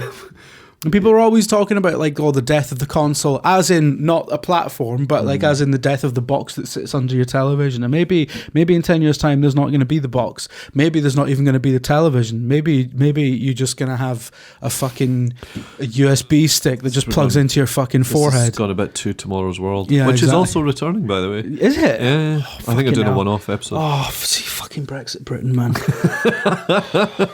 They it's cancelled funny- Tomorrow's World because tomorrow happened. That's it. And also, every piece of tech that ever appeared in Tomorrow's World never came to pass. Yeah. I don't know. I remember seeing an incredible program about the information superhighway. Oh, okay. Yeah. And people were saying like mad mental shit, like, you know, you can place an order for groceries on the screen using the mouse and keyboard, and 3 weeks later. Then when everything used to take 28 days for delivery. Oh god, yeah. Allow 28 days for delivery. Now if I don't get my fucking £6 Doctor Who Blu-ray through the door within 24 hours, I'm like, what's this? Mate, see in London, like the Amazon Prime Now culture is like, there was a time when it was Far Cry 5 actually, and I was like, I quite fancy Far Cry 5, but I can't be arsed waiting for it to download, so I just fucking bought it on Prime Now, and a man brought it to me on a fucking moped. And that's why our culture deserves to die, I think. You know, it's like, what do you want though? Do you want your fucking great grandchildren to have clean air, or do you want video games now? That's the choice. It was the night before Christmas, and all through the house, not a creature was stirring, except this cunt and his mouse. Oh, for fuck's sake. StarCraft 2, by the way. I want a pizza in 20 minutes, and I want every episode of Star Trek The Next Generation at my command at all times. And the society that allows that to happen is massively destructive, and that's fine. But do you know what's fucked about all that? Like, see if you imagine right now a big time door opened there, right? We walked through, and it was me and you in college, right? And we walked in fucking the studio in Stevenson College, and we're like, here, you two, look at this. You pull your phone out, you're like that. There's every episode of Star Trek The Next Generation. Yeah. Apart from I'm assuming we're keeping the time portal open so we can get the 4G signal. 4G signal. You have to think about the logistics of this. I've downloaded it in offline mode. There's every single episode of Star Trek The Next Generation in my hand, on a screen in my hand. Yeah. I'd probably throw up. Like, 20-year-old me would throw up, just like, I can't. Like, I'm so excited. Probably be like, how long have you got to wait for this? About 12 years. Yeah. And then, like, yeah, apart from, obviously, a 20-year-old me would also be like, I've wasted so much time buying all these on video. I've wasted thousands of pounds. He'd be like, they remastered it in 1080p as well. What's 1080p? You'll find it. Google it. Japan's like, already got it. See all that money that you spent on videotapes? You should have saved for a house, because you still don't have one. Surely we can afford a house. Nope. No, the economy's fucked. But no, anyway, here's every single episode. By the way, visit Germany while you can. Like, we would have lost our minds, but now it's just like, there's so much, you're just like, man. Can't be fucked. Now you got people who are like, Netflix is shite. I always wonder. There's nothing on. There's nothing on Netflix. Yeah. There's nothing on. Yeah. It's mental, That's isn't my it? favourite one. There's nothing on Netflix. Fucking shut up. There's not. Mind when you had 5 channels. 4. Mind when you had 4 channels. And the 5th one was behind a fucking wall of snow. Mate, I mean, you had to tape. There are people of our generation who remember before Channel 4 started, I'm pretty sure. Oh God, we're going all old man rant now here. But like, we've been given all this stuff, and all it's done to us is is caused a depreciation of value of everything. Now you're just like. I have noticed though, there's a lot of like people get obsessed with things, and you find out that something you've never heard of has like a massive cult following, and now a cult following is so like I think because the population of the planet is just bigger, there's just literally more people now than there was alive, you know, but there are more living people now than there was 20 years ago. There's just more. There's more money to make, and I guess it's actually cheaper to make stuff as well. So I think the economics have kind of worked out that like you can have 500 television shows on Amazon Prime that nobody's ever heard of, but star people like Ron Perlman. So there's obviously money to pay his fucking salary. So like, you know. Like and somebody's watching this stuff. Well, this again. This is like we were talking about. So the video in Amnesty, it might be out. I don't know. It depends how long it takes to edit this. Where we're talking about the X-Files, and like how there were so many things happening on TV in the 90s, and like you know, Who Shot Mr. Burns, or like you know, Best of Both Worlds, or you know, every single X-Files season finale. It was like even if you weren't watching those shows, you knew everything was going on in any television program because it was just like. So massive when something big happened, and now it's just like you're right, there's about 500 TV shows and they're all high-end dramas, and nobody gives a shit. It's mental. It's mad because I think like I wonder if but of course there's the whole box set culture as well. It's there's like, box set so culture. people do talk about TV shows like you know you know it's like, oh, have you seen Stranger Things yet? What was your favourite episode? I don't know because it's all one big blob in my head. Yeah. And I've forgotten most of it. It is mad how like all the CW DC shows, for example, Arrow and Flash and Legends of Tomorrow and all that, and I think there's even more coming now. And it's like how is this sustainable? It's sustainable because there are lots and lots of people who are well into that, and you just never ever interact with them because they have their own Twitter and they have like you know, and this is why we never noticed the far right kicking off, you know.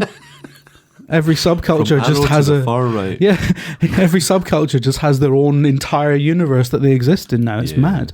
I think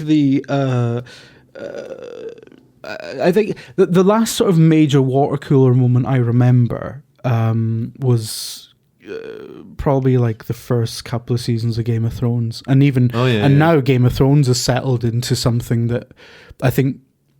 You know how there's always a massive drop off with a big drama like that, and I think right, now actually, the only Game of people Thrones, left. As someone who doesn't watch Game of Thrones but seems to know everything that's happening in Game of Thrones because I'm on Twitter. Yeah, I guess that's another big one. And then like of course there was Twin Peaks last year, so I guess it does happen, but it's rare. Yeah, and it's like. You always see the who's that DC character? It's Gorilla Grodd, right? That's the name of the character. I don't know. This is just a giant gorilla, right? Okay, right. So and there's this clip that does the rounds every now and then of from Legends of Tomorrow, the CW show, and I've stopped watching those shows. Like I thought the first couple of seasons of Arrow were okay, and then it expanded into a universe of 12 fucking TV shows. I'm like, I can't keep up with this nonsense.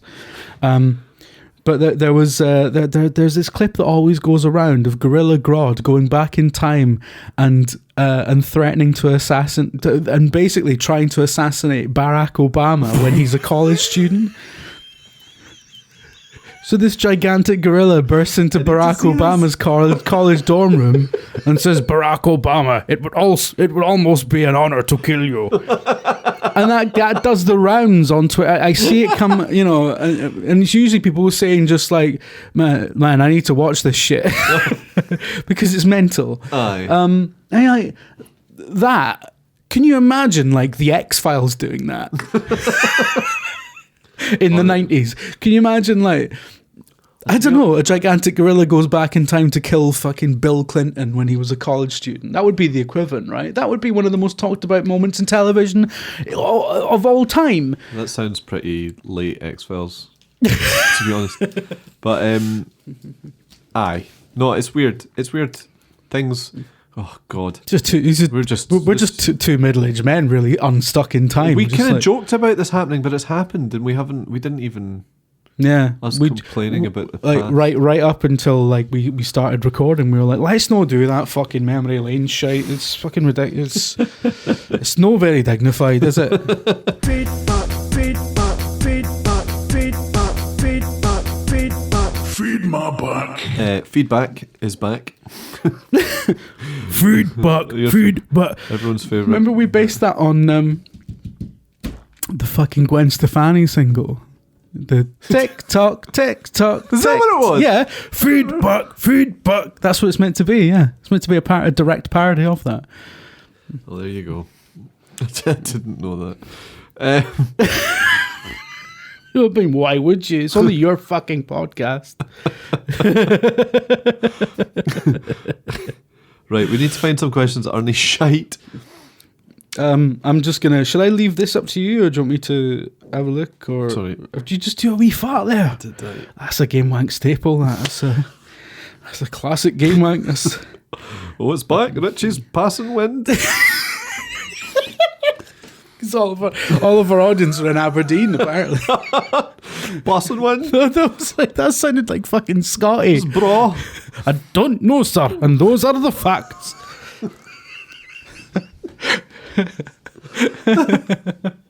Oh, I tell you, I wasn't on board with a bucking Gamewank until Richie farted.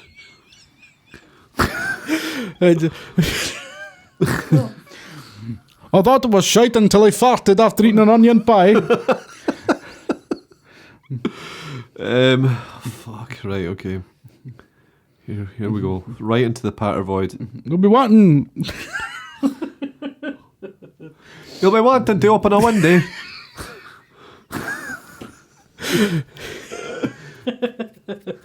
Goodness gracious. It'll be howling.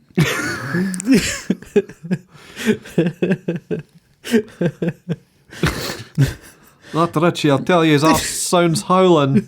I don't know, I'm just moving around Scotland with that one. Fuck, there's just loads of references to stuff that happens in my Twitter. Will Richie be playing... Minute 5072 asks, will Richie be playing Untitled Goose Game, or is it too close to his real life ordeals? I get chased by these geese a lot. I know, I've seen that. There's two geese that live across the road from me, and every time I go over, they just come right at me. But they've now learned that if they stand by the gate... Long story, actually. They now stand... So there's this field, across the road from me. I go into the field, and I close the gate behind me, and the geese, they don't even come from me anymore. They just stand by the gate and wait for me to leave. And they come at me. And the first time got an ongoing feud with a couple of fucking geese. And the first time it happened, I was like, Mum, my mum was in the field. She was like, Mum, there's two geese. The geese are waiting for me. And she ran up to them waving a plastic bag, like whipping this plastic bag at them, and they ran away. And I filmed it and put it on Twitter. I was like, here's my mum saving me from fucking angry geese. The following day I was streaming Wolfenstein and I was really bad at it, but I was in a room full of Nazis and I was like, oh God, I can't do this. Sorry, so, in real life? No, I was in a room full of Nazis in Wolfenstein. Because you can't tell these days. And one of the comments came up, it said, somebody sending Richie's mom with a plastic bag to chase the Nazis away. Send her into Parliament. A plastic bag. Your ma still do that? Ooh. We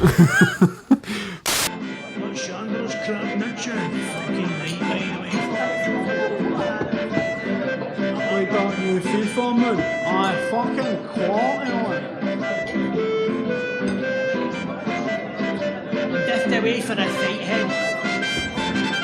I'd wear you like a Halloween mask. There's new words, mate. Davey, there's new words. There's new words for it.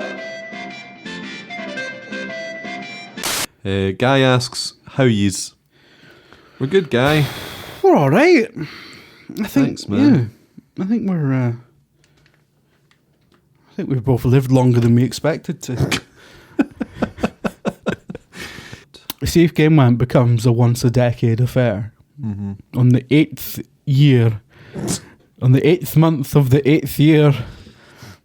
I know it's not the 8th month currently. I think it was it October or November that it was meant that Gamewank started? I think it was October. Yeah.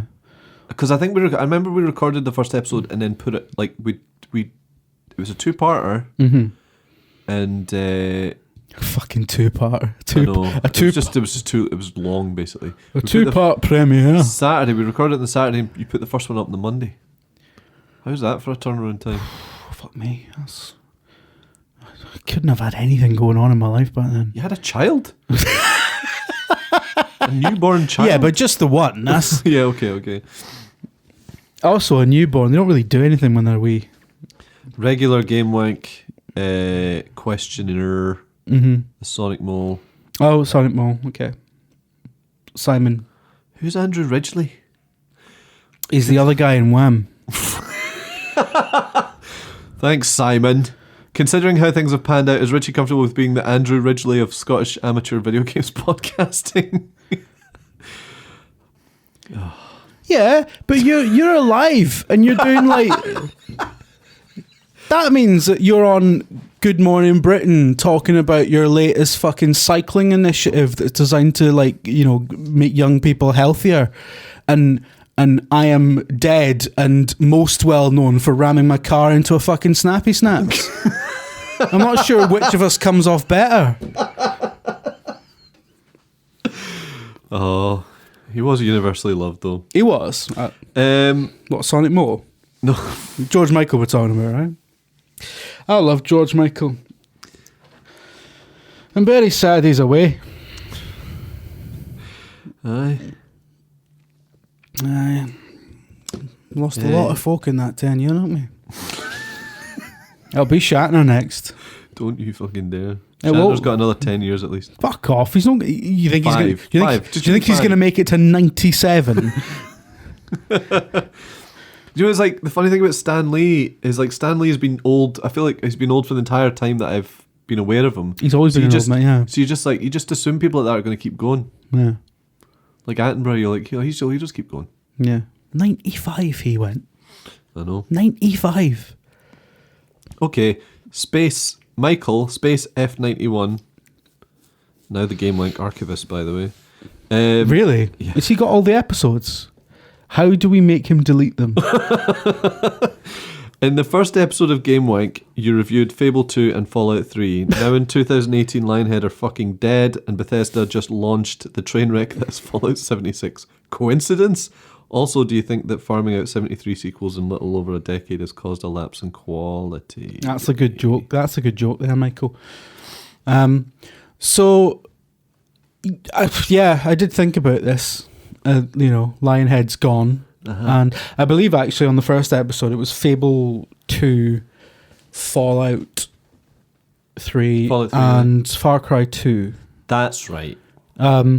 So Far Cry is still going strong as a brand, as a series. Yeah. And I believe, isn't it all but confirmed that Fable 4 is now being worked on by the people who do Forza Horizon? Oh, I did.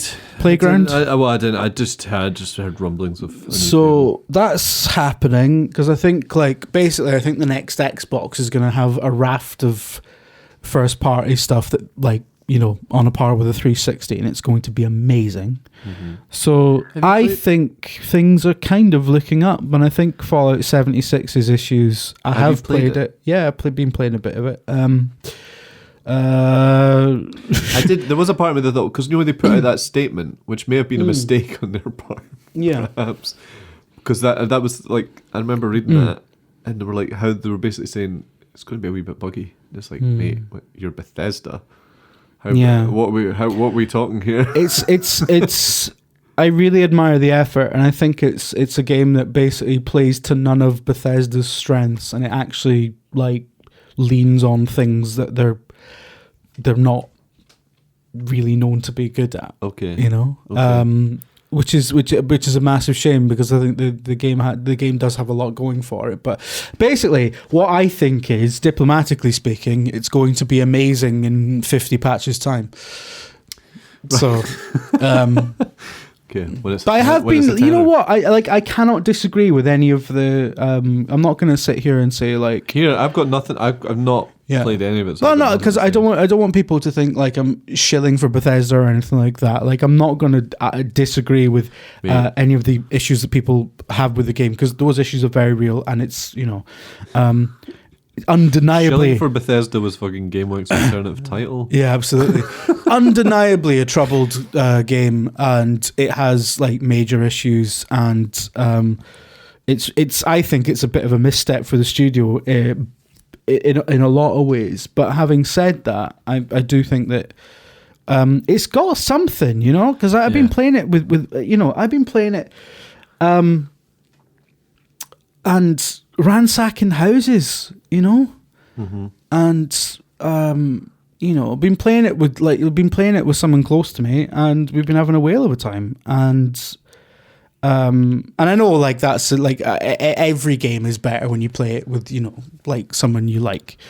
But it's not terrible. It's just like, I think what you have to do, and I think the formula is, every online game starts and is buggy as hell and is terrible, and you've got to add on to that the general kind of shonkiness that Bethesda is known for anyway, and like you multiply one by the other, and it's like, oh fuck, this has got a lot of work. Right, there's a lot of work to be done to this. But I think that's what's happened. You might as well cut all of that. I mean, I can't, because it's the only gaming question we have. My brother Oliver asks, has Jeff Keighley ever seen Tam's response unit? I've read this out because I wasn't going to touch any of the video gamer stuff, but, you know, if anyone doesn't know, Tam McGreish, that we did on Gamewank, went on to Video Gamer and done a bunch of videos. Yeah. One of which featured a comedy version of Michael Pachter and Jeff Keighley. Yeah. Now, I know that Pachter saw it. Yeah. And was quite amused by it. Pachter became like sort of a buddy. I don't know, like a weird sort of uncle who would invite me to things. But what about Keighley? I know, right. I don't know how much trouble I'm going to get into. No, I won't get into it, but it's fine. It's not like Keighley's going to fucking listen to this. I know that Keighley was aware of it. Right. And I know he wasn't very taken with it. Was it maybe because he had a sketch where he liked to go to service stations and photo toilets? There was that sketch where he liked going to service stations and take photographs of the shites he'd done in the service station toilets as a memento. Did I ever tell you the story about how my pal in primary school used to do what he called a jobby check? No. Every time we went to the schools in the toilets in the school, it was like jobby check. See if anyone left a jobby in any of the toilets. No. I wonder. Maybe you did tell me that, and that was that lived in my brain for years and years and years, and then eventually came out as the Jeff Keighley photographs his own turd sketch. I don't know. Anytime it was like, as soon as class was finished, break time, straight in the toilets. Every time we went to the toilets as well, it's like he said. That's how he said it. We go jobby check. I know that Keighley wasn't very happy with the sketches, and I know Keighley that is he's just generally notorious for not being happy with parodies. Yes, so he's you know, he didn't issue any kind of lawsuit, so that's fine. He's a man with a brand to maintain. Yeah, I mean, the thing is though, I'm pretty sure his awareness of it is somebody showing him going, fuck's sake, and then that's it. You know, like, I don't think he spends any time thinking about it or ever did. It would be good if he had that one mate that showed him it every day. I think that was Pachter, because after that sketch in particular that you were talking about Keighley, because so fake Keighley made fake Michael Pachter take photos of his poo as a He was always like, Pactor had to do stuff for Keely, like scrub his bunions or whatever. I don't know. And I remember, and I think I screenshotted it and posted it on Facebook. I might have to dig it out. I don't know if it, but I remember like Pactor getting drunk.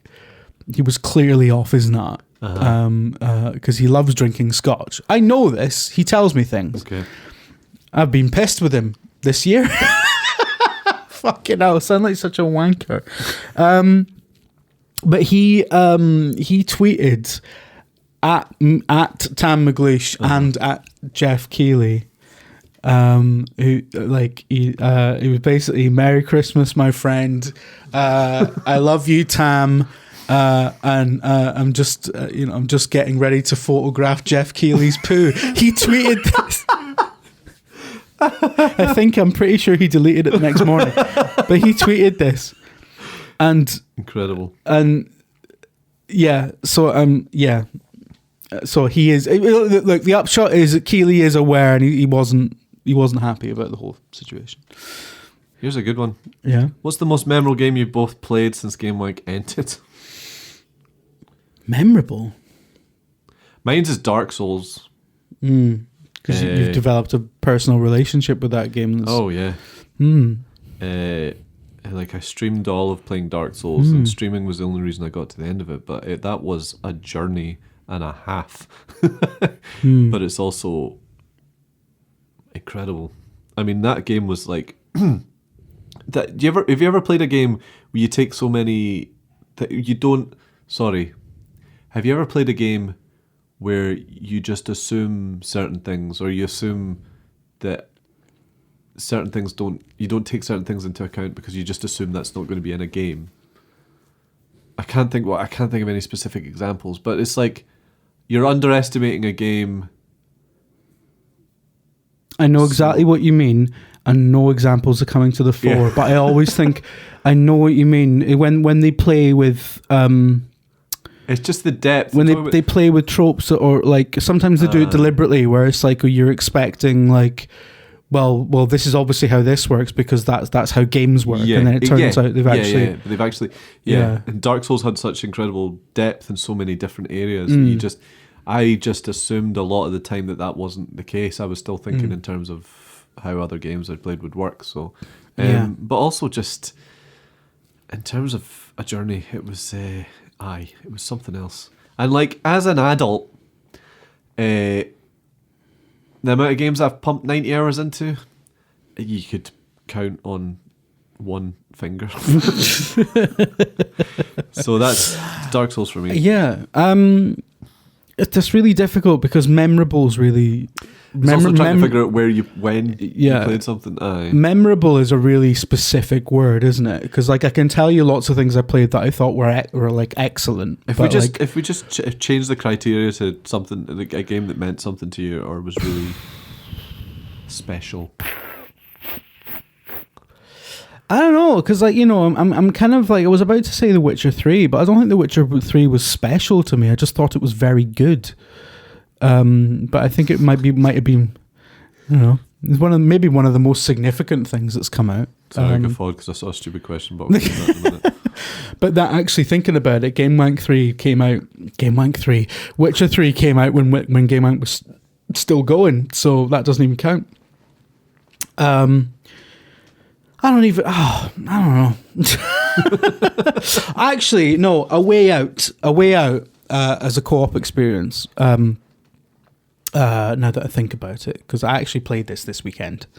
Okay. And so it's a co-op game, and you are very much advised to play it with someone you are very close to, because cooperative. That's what your dad would say, not your dad. A cooperative game. Cooperative game. Go down and get a pint of milk and a... Oh, fucking shut up. What is this joke? Sorry. I've totally ruined your fucking flow there. It's That's fine. really rude. It's because I wanted to say cooperative. Cooperative. Like my dad would say cooperative. Got up on a mince. With a cooperative, get some bacon. Get some cooperative. Get black bacon though. And make sure it's smoked. Right, sorry. See if they got the big jars of Marmite, not the wee jars, mine, because those aren't good value for money. There's a £2.17 for a wee jar and £2.30 for a big jar. It's not worth it. You're drifting into our old cinema boss. Wasn't he from Dundee? He was, aye. Cunt. Anyway. So yeah, A Way Out is, I think it came out this year. It's really good. I wanted to play it for ages, and I finally got to play it. You can play it online, but also I would recommend couch co-op and play it with somebody who you're very close to and would feel very bad about betraying. Right. So it's amazing, and it's a little bit telltale-y. It's very cinematic, and it's very like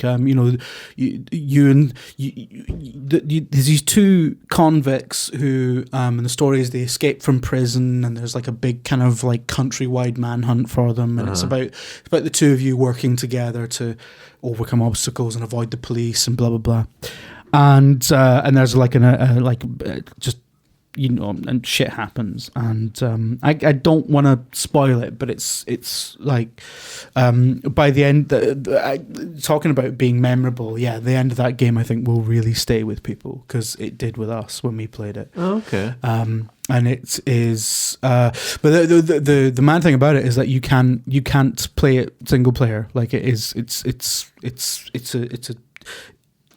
two people have to commit to sitting down and playing through this entire narrative, and it does grip you. It's really good. It's made by, do you remember Brothers: A Tale of Two Sons? Yeah. Like the single player co-op game. It's the same people who did that. Right. Same director. It's I would call it like a spiritual follow-up. Like it's got a lot of really similar themes, I would say a lot of quite similar kind of twists as well.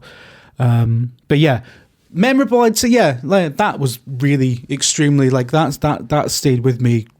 I mean, I finished it like this weekend, but I've been thinking about it a lot because it's one of those things where you just, whether it's a film or whatever, when you keep like replaying something in your mind, like fucking hell. No, like, no. And it's not often that games make me think, oh fuck. Like I've played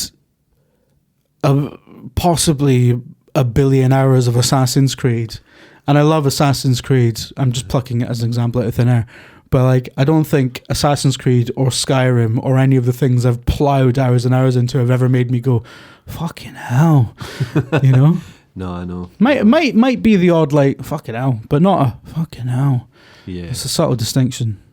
Yeah. No, I had that with Dark Souls as well. Yeah, definitely. Last question, the last good question on the list here. At Anime Disliker asks, thoughts on microwaved cereal? Is this a reference to your fucking weird life again? No, I don't think this one is. Are you sure? Are you sure you've not tweeted like, just microwaved a bowl of Cheerios, boys? Here, do you know what's really good? I've not had in years, hot milk on Weetabix. It's really good. I thought you were going to say something mental. No. I thought you were going to say something mental like fucking... It's just really good. See if you microwave a jar of Nutella. No, just hot milk and Weetabix. I've not had that in years. Microwaved cereal. Is that porridge? Like...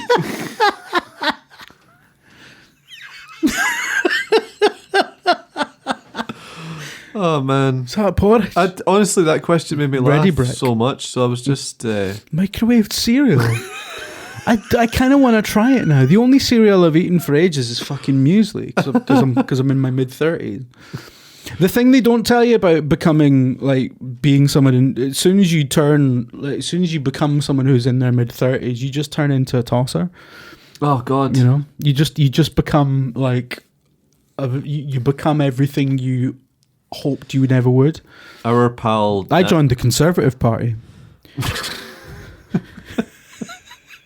I didn't, for the record. I'm gonna cut that out. It's been a stoting evening, folks, and it's nowhere yet. Next up, Sandra McGatton again. This time with her sister, the lovely Helen. time for giving, a time for getting, a time for forgiving, and a time for forgetting. Christmas is love, Christmas is peace, a time for hating and fighting is ceased. Christmas time, mistletoe and wine. Fucking Helen, that was fucking horrendous. Fucking horrendous. Sit down. Because the thing is, like, the thing about Gamewank is that I miss it in a way. Like, I know. But I think that's good. I think it's good to miss it rather than. But I think when we were doing it, we got really sick of doing it. Yeah. I think there was a phase when we started to burn out, and then we brought Barry on board, and he brought a bit of a new lease of life to it.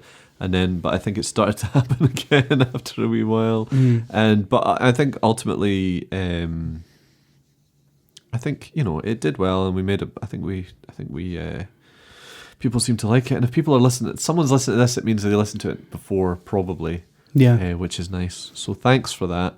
Yeah. Yeah, I guess I've done all the goodbyes already on the last episode of Gamewank. Thanks for my career. Thanks for everyone on Twitter having a weird thing about the size of my penis. Yeah, it's my fault. I'll cut that out. I mean, it's a big one, to be fair. Fucking crack this desk in half.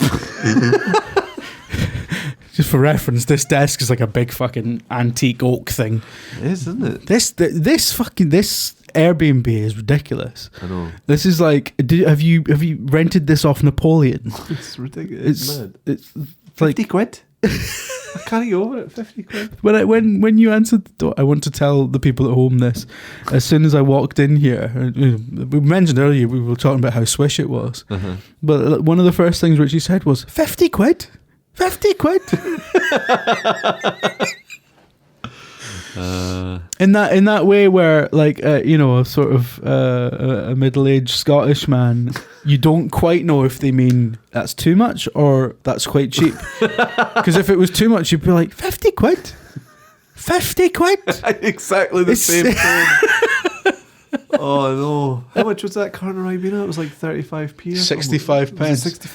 Apparently, the people of West Calder deem it acceptable to be 65 pence for a carton. This is like, at the time, that wasn't even. It was perfectly normal. That's why everyone thought you were like, where's he getting his Ribena? Oh man, the past. But yeah, it's nice. It's been nice revisiting Gamewank. I mean, like, at the beginning of the year, I was like, oh, Gamewank's 10 years old, I should do something special, and I had this whole big plan about how, I was going to get everyone involved, but then it was just like, and then we got to November, and it's like, oh, fuck, we haven't done anything. I tell you what, I'm coming down, we'll do but yeah, no, it's, it's really genuinely like one of those things that's made a big mark on both of our lives. Yeah, I mean, it's really difficult to deny that. It's really, like, I mean, I think we joke a lot on particularly on Twitter and that.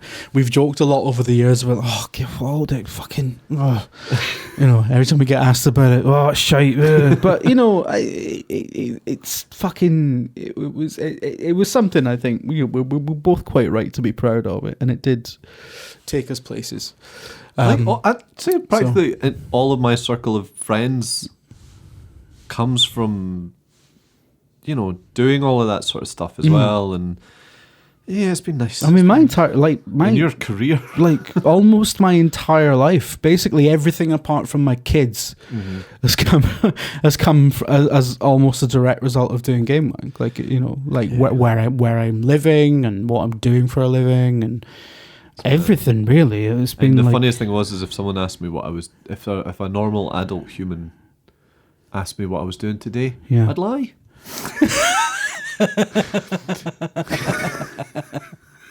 Yeah.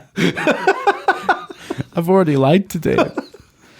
What is it you're doing? Oh, we're just gonna we went to the pub. If we went to the pub right now, so what you boys been up to today? Just fighting. It's had a right good punch up in front of a fireplace, you know. It's just like that bit out of Women in Love. It was rare.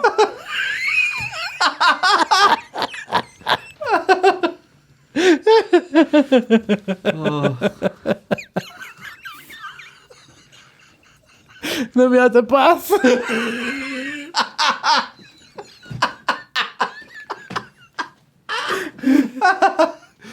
Oh man, good times. We leave it there. Yeah. Okay, let's just go out. I just want to say thanks to everyone that's been involved with it over the years. Just anyone that's ever listened and tweeted us and sent us messages or daft photoshops or whatever. Just, cheers. Yeah. Thanks. Cheers. It was a weird thing that became more than the sum of its parts. And What's the fucking quote? Developed a little life of its own and a dream that became a reality and spread throughout the stars. But yeah, there's so many people. There's so many, like, Gamewank couldn't have existed without so many people sustaining and maintaining it around us. So thanks to everyone, and thanks for listening. Of all the podcasts I ever met in my travels, this was the most humming.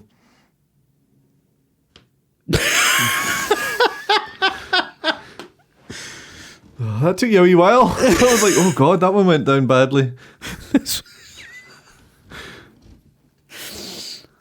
There we go. Anyway, right. Bye. Bye. Right, folks, we've got a live treat for you to finish off your night. Your man, Steph Richard, his man, Brass Donkey on saxophone, with Last Christmas.